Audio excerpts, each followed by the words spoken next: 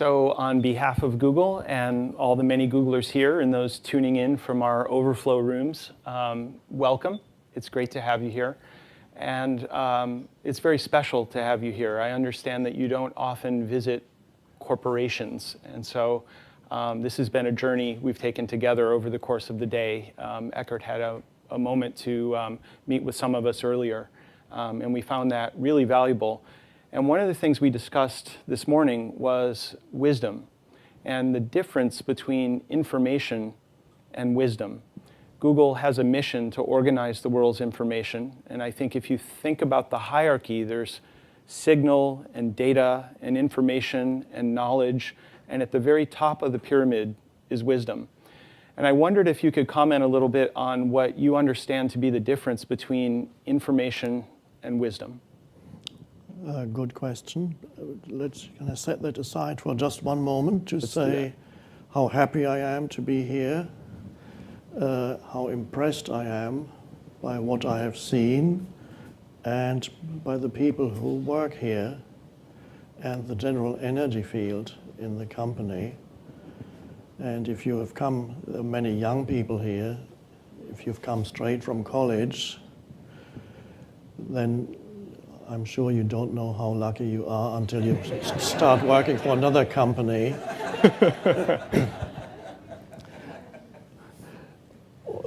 Perhaps everybody who works here, one would, as they would say in India, you must have very good karma to be working here. The openness of people that's reflected in the structure of the company, the way things are arranged, the little rooms that you have for quietness, for meditation, the cafeterias and all that is just beyond belief. So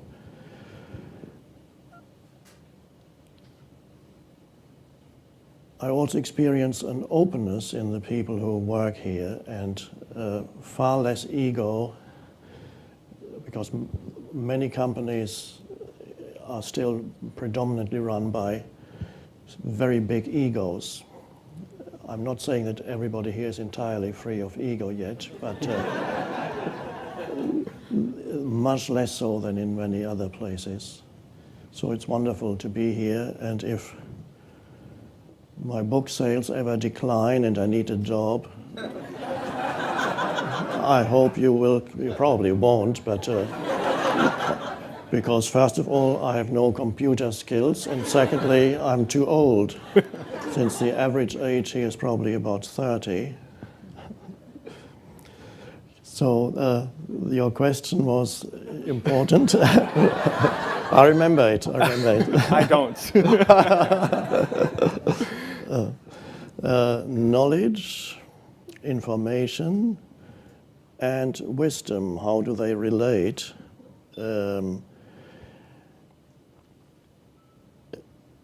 Of course, with the technological revolution, information revolution, digital revolution, whatever you call it, there's an enormous amount of knowledge available to everybody, almost the whole of the world's knowledge, and there's the interconnectedness between people and so on. That's all very good, of course, to have all that accessible to you. There's a danger, though, that you get drowned in too much information and too much knowledge. And by drowned, I mean that the mind gets bombarded with an excess of input, and therefore you miss something that is essential for a human life to be truly fulfilled, and that is a place of peace, inner peace or stillness, a place that one could describe as the source of all intelligence that many people don't even realize exists within them.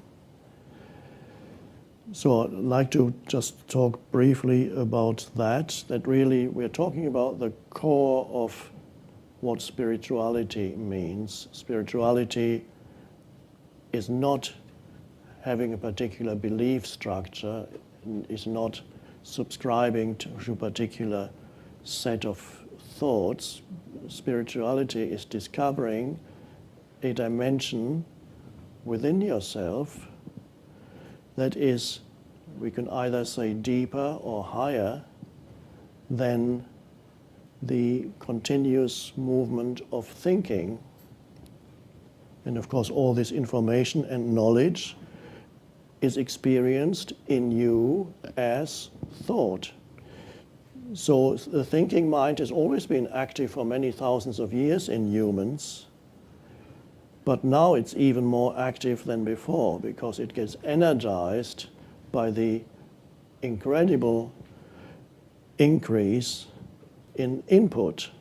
Before, all you had was the simple sensory input in your immediate surroundings. Then later came books, so you had the added input of that. And then gradually came the mass media, and now this incredible revolution of information technology, computers, and so on. So it energizes that movement of thought that's taking place in every human, which in itself is not necessarily a bad thing. It only becomes a bad thing and self-destructive thing if that is all you experience inside you, in your consciousness. If all you ever experience is that, I call it sometimes mental noise, then you begin to derive your identity from the thoughts in your head, what the thoughts tell you about yourself, and you are trapped in that identity that is based on identification with thinking.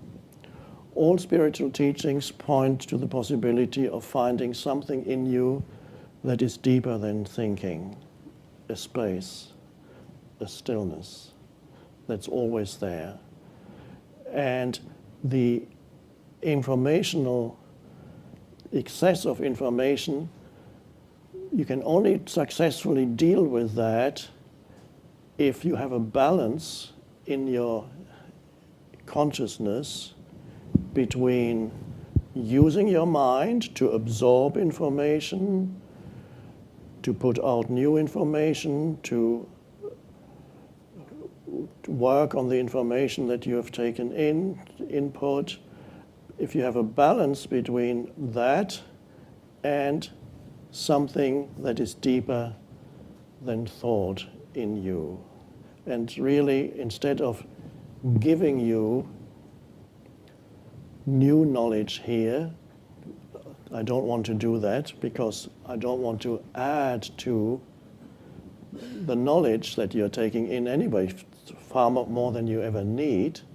So instead of giving you knowledge here, I'd like to suggest that you experience at first hand in yourself that place of, I call it sometimes a presence, where you are alert, conscious, but not thinking. And every creative person has some access to that realm. If you have a truly creative insight, you have to go to that place that is deeper than analytical thinking. Analytical thinking itself, or processing information, is not creative. So to find a new solution to a problem in your life requires some creative insight.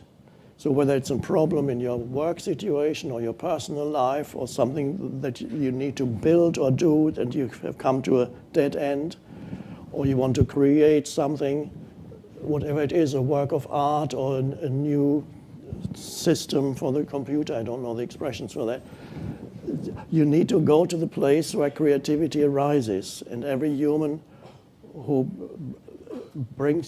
is creative has some access to that, even if they don't know it. But it's not only the place where creativity arises, it's also the place that gives sanity to your life, to find a place of stillness, peace, aliveness, where you are not burdened by a lot of the time, unnecessary mental noise. So when you do start thinking again, it actually can be more productive. So where is that place? How do you find that place? If it's there in everyone, how do I realize that within myself? That's really the question. I can just suggest to you 3 or 4 entry points into that state of consciousness, and after I've done that, we can carry on the conversation.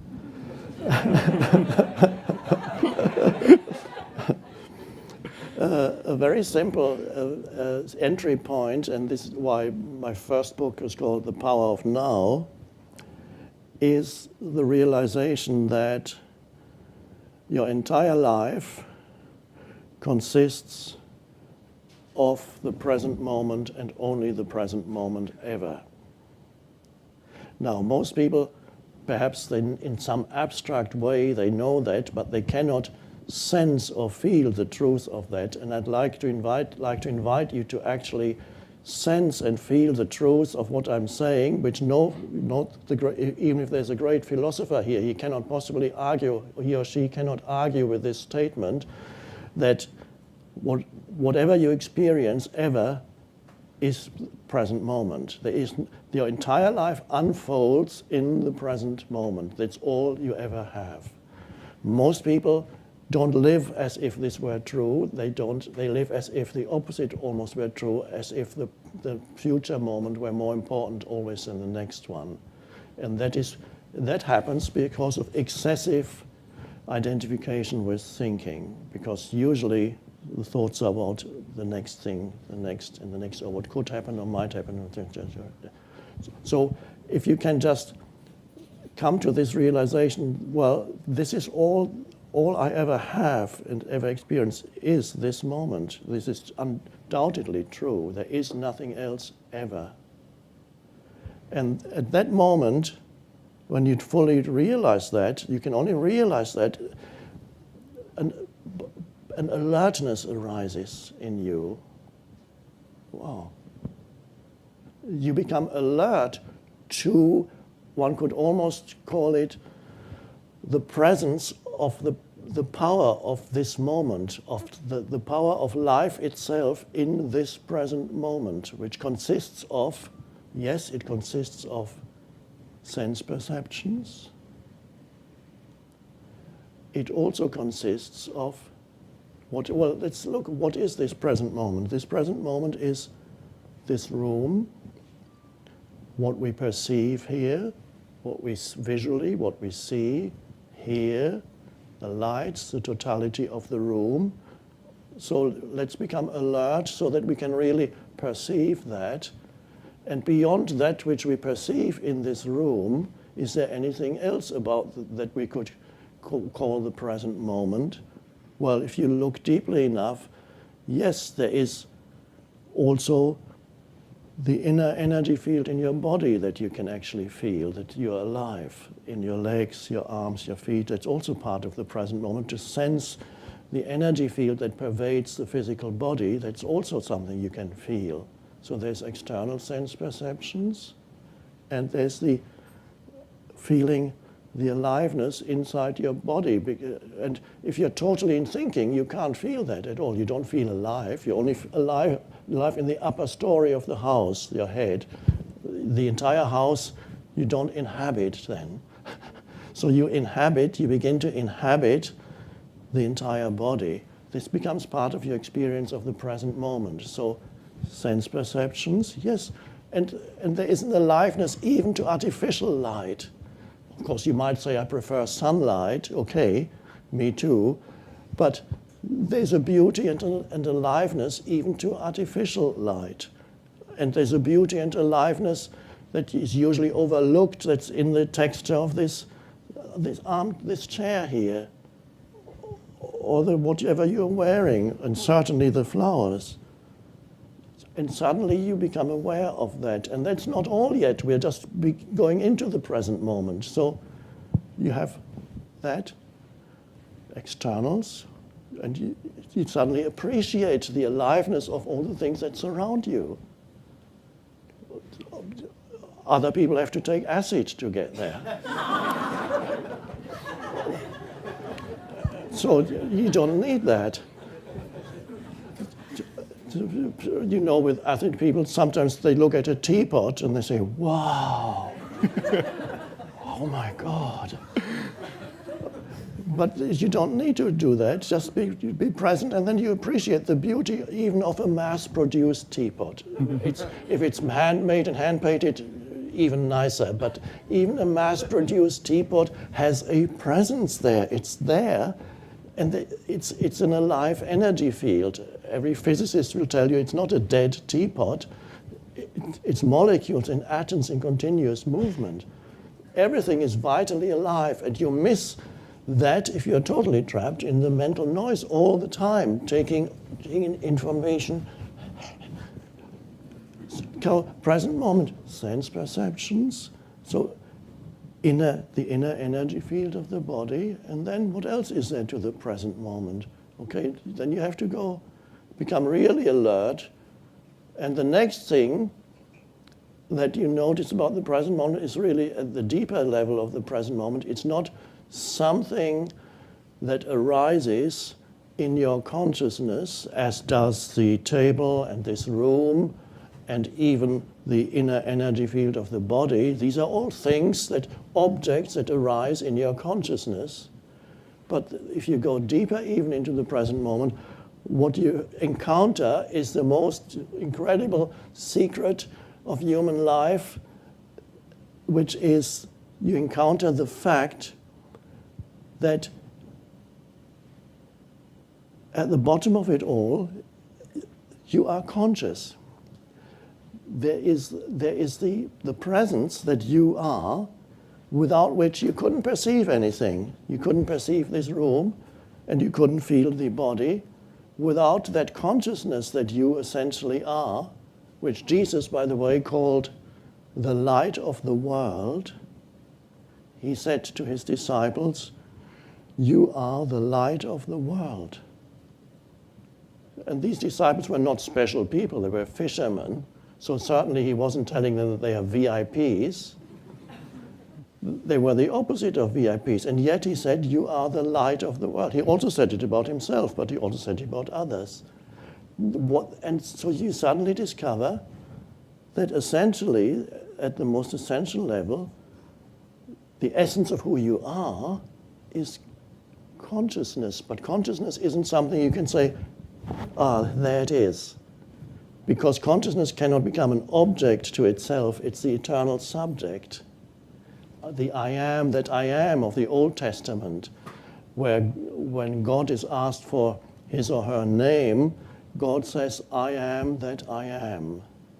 That is the essential identity of all beings. So when we talk about the present moment, we talk about different levels of the present moment, from sense perceptions to the feeling of aliveness in the inner body, to the realization that ultimately what we call the present moment and the light of consciousness are one and the same, because that's the thing that always remains. And that consciousness, you can sense it as yourself right now, the presence that you are, even beyond the physical presence. And that is the alertness, that is the realization that is sometimes called awakening. And that is the place also of stillness, where you get out of the mental noise. And that is the source place of creativity. That is intelligence that is non-conceptual. It's primordial intelligence. And if you touch that in yourself, then at first as glimpses, as brief realizations, and then gradually integrate it into your daily life, then you can live from that place, the source, and be not only a more productive human being, but also a more peaceful human being, because then you no longer contribute to the conflict in this world, because the conflict is only created by all those humans who don't know that level in themselves. They don't know who they are. And again, to quote Jesus again, on the cross he said, forgive them, they know not what they do. And why do they know not what they do? They don't know who they are, essentially. So this, I've talked about this, and in the hope that as I'm speaking, there is an experience in you of the depths of the present moment. Because the present moment, people think it's present moment is what happens. And of course, because what happens changes all the time, people say there are many present moments.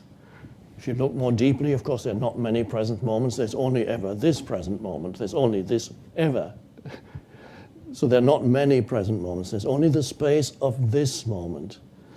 So there's what happens in it, and there is the space in which it happens, and that space is consciousness. And that is who you are. And when you realize that, you become free of the false sense of self, which your mind tells you something about who you are, which has to do with your history and your successes or your failures or what other people tell you who you are. A little prison. So that's really basically the essence of spirituality, which is very simple, but for some reason, it's not taught at school. All kinds of inessential things are taught at school. But what really matters, the very foundation of human life, and it's not some belief structure. I'm not saying indoctrinate children, the children must believe. It's not belief at all. It's an experience. It's a realization. That's what needs to be taught. That needs to be subject number one at school. Who am I? And everything else is easy once you have that. Well, I'm not sure I have any more questions.